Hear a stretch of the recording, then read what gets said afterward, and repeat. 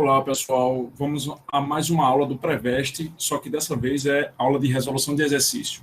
E o tema é soluções.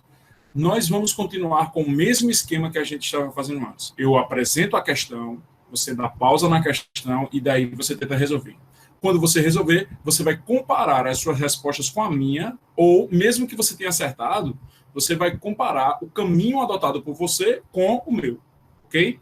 Então, colocando aí, ó, primeira questãozinha do Enem aí, 2017, põe a pausa e tente resolver. Vamos à resolução. Sim, eu fiz um esquema diferente, tá, gente? Dessa vez. Eu não resolvi a mão, passo a passo, não, porque a ideia é que o vídeo seja o mais curto possível. Então, eu fiz toda a resolução, isso deu muito trabalho. Eu fiz toda a resolução das questões e eu mostro aí a você o passo a passo a cada clique. Muito bem, a resposta dessa questão aqui ó, é a letra D de dado. Então, vamos resolvê-la. A toxicidade de algumas substâncias é normalmente representada por um índice conhecido como DL50, que é a dose letal, né? Dose letal de 50 porque corresponde à letalidade de 50% daquela população que está sendo analisada. Então, ele representa a dosagem aplicada a uma população de seres vivos que mata 50% desses indivíduos. E é normalmente medido utilizando-se ratos como cobaias. E ele dá, inclusive, a massa média aqui de cada rato, tá? 50%, e ratos como cobaia. Esse índice é muito importante para os seres humanos, pois, ao se extrapolar os dados obtidos com o uso de cobaias, pode-se determinar o nível tolerável de contaminação de alimentos. A gente sabe que, no preparo de um medicamento, na elaboração de um medicamento, nós precisamos ter, por exemplo, a dosagem equivalente à massa corporal do indivíduo que está sendo tomado. Ou seja, se nós errarmos a dosagem, deixa de ser um medicamento, deixa de ser um remédio e passa a ser venenoso, né? Então, esse índice é muito importante para a gente mesmo. Tá? Então, o quadro apresenta 3 pesticidas e suas toxicidades, tá? Aqui, que foram testados em ratos. Né? Nós temos o diazinon, malation e atrazina. A dose letal, ou seja, o total de miligramas que foi ministrado a cada quilograma de massa corporal do rato está referido na seguinte tabela, né? O DL50 do diazinon, por exemplo, é 70. Eu só preciso de 70 miligramas de diazinon para matar um rato, digamos assim, equivalente a 1 quilograma, né? A massa corporal de 1 quilograma de rato. Ou seja, o DL é bem... esse pesticida é bem agressivo. Né? O malation tem um DL50 de 1.000, ou seja, 1.000 miligramas dele a cada quilograma de massa corporal, e a atrazina tem 3.100 miligramas a cada quilograma da administração. Por que a resposta, então, é os grupos que se contaminaram com diazinon e malation? Por que seria isso aqui? Vamos calcular, né?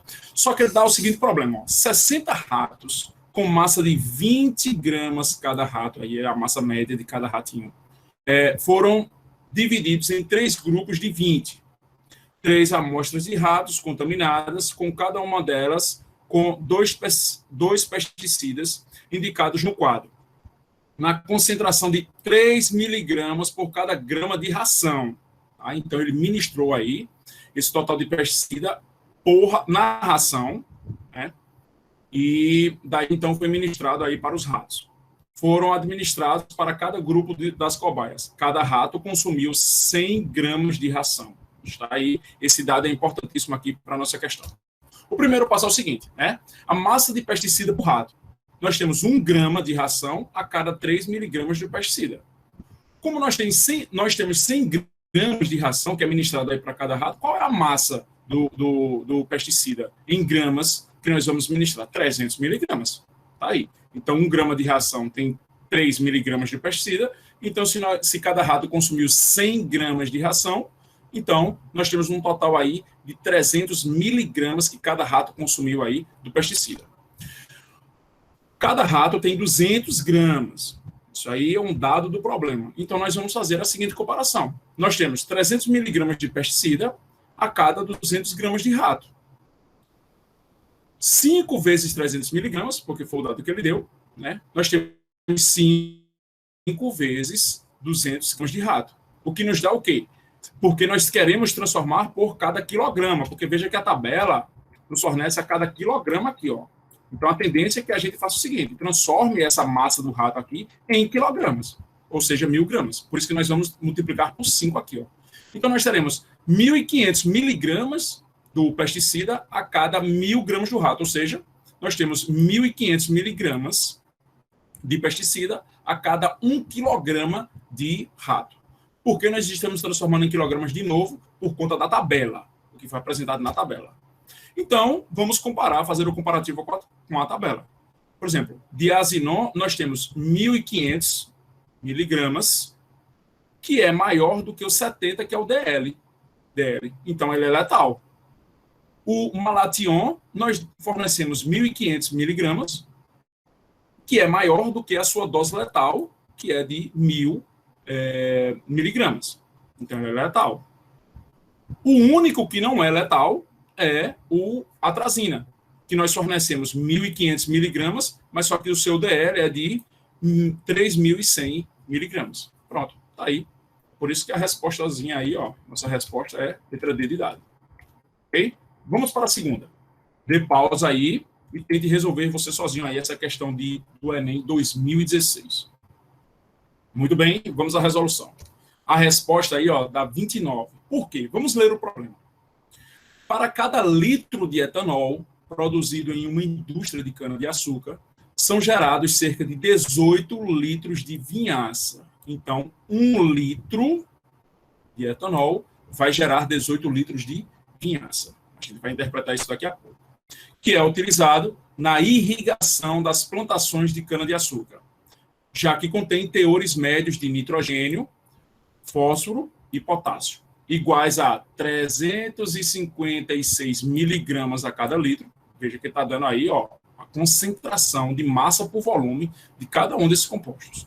60 miligramas a cada litro e 2.034 miligramas a cada litro aí de potássio, ou seja, respectivamente. Então, nós temos 356 miligramas de nitrogênio a cada litro de vinhaça, nós temos 600 miligramas de fósforo a cada litro de vinhaça e nós temos 2.034 miligramas de potássio a cada litro de vinhaça.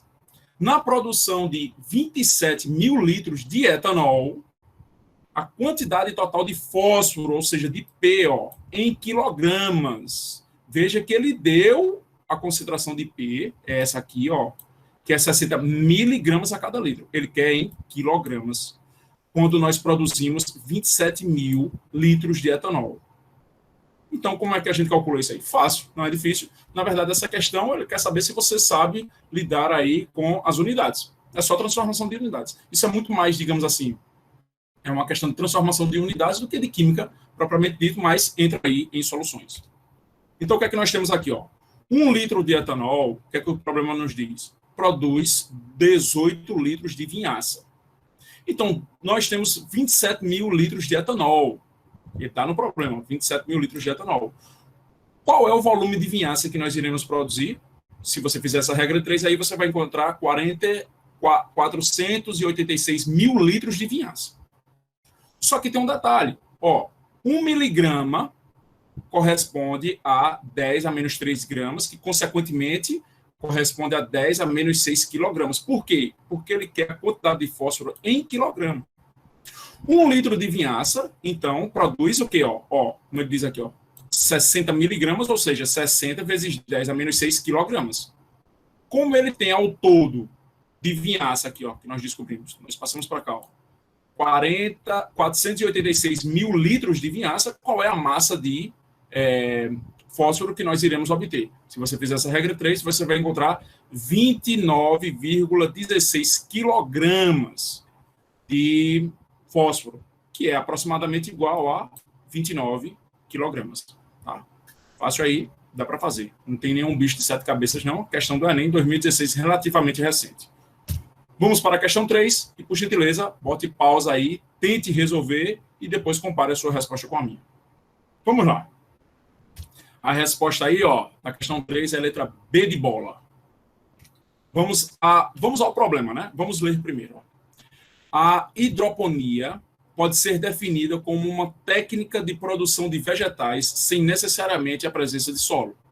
Uma das formas de implementação é manter as plantas com suas raízes suspensas em meio líquido, de onde retiram os nutrientes essenciais. Suponha que um produtor de rúcula hidropônica precise ajustar a concentração do íon nitrato, que é o NO3-, para 0,009 mol por litro. Isso aqui, gente, é a sua molaridade, tá? Lembrando que molaridade é um capítulo de soluções, é o número de mols do soluto sobre o volume em litros de solução. Tem uma videoaula lá feita especialmente para você. Em um tanque, ele vai ministrar isso em um tanque de 5.000 litros. E, para tanto, tem em mãos uma solução comercial nutritiva de nitrato, aí ele dá a concentração em grama por litro.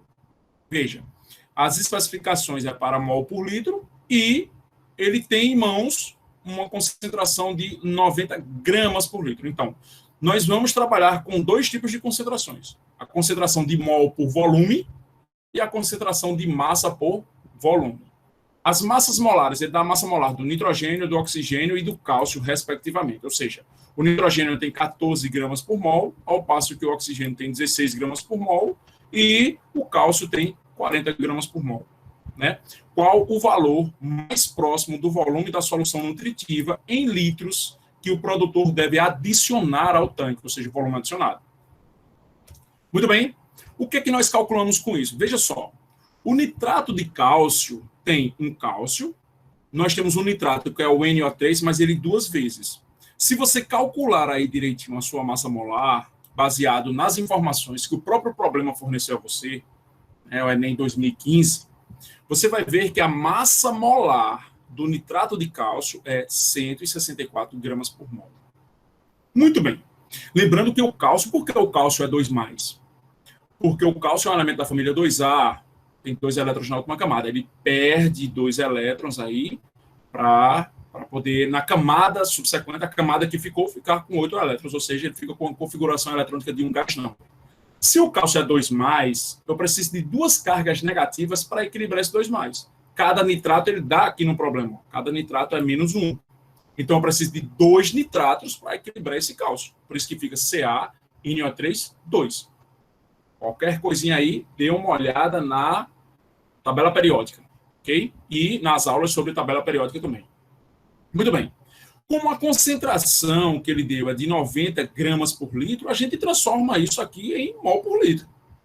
O nitrato de cálcio, quando colocado em água, né, que é um sal, ele dá origem ao cálcio, aqui 2+, como eu falei para vocês, e ao nitrato, ou seja, 2 nitratos aqui, 2 nitratos, 2 mols de nitrato. Né? Ou seja, o que significa que 1 mol de nitrato de potássio, que tem 164 gramas, dá origem a 2 mols de nitrato. Como a concentração é de 90 gramas por litro, então 90 gramas dá origem a quantos mols? Se você fizer essa regra de 3, você vai encontrar N é igual a 1,097 mol. Mols, no caso, né? Certo, é mols porque é maior que 1. Continuando. A concentração molar do nitrato que nós acabamos de descobrir, é de 1,097 mol por litro. Só que o que é que acontece? Nós temos que fazer o ajuste. Então, nós sabemos que a molaridade vezes o volume, molaridade do ajuste vezes o volume do tanque, é igual à molaridade do nutriente, do nutritiva que ele deu, né, que nós encontramos, aliás, igual ao volume de ajuste. Então, se você alterar isso aqui, lembre-se das regrinhas de diluição, as regras de mistura, né, as regras de titulação. Você vai encontrar essa expressão aqui com facilidade, em qualquer livro, inclusive em nossas aulas. O que é que acontece? A molaridade do ajuste é 0,009, porque ele deu, vezes o volume. Qual é o volume do tanque? Ele deu também 5.000 litros.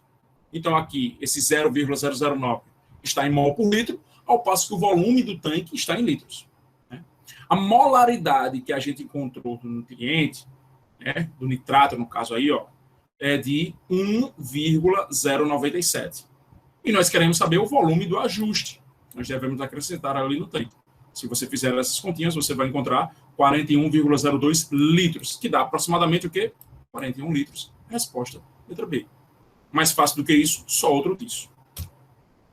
Vamos para a quarta questão. Né? Bote pausazinha aí, ó. Já coloquei a resposta, foi um errozinho. Um pequeno erro aqui.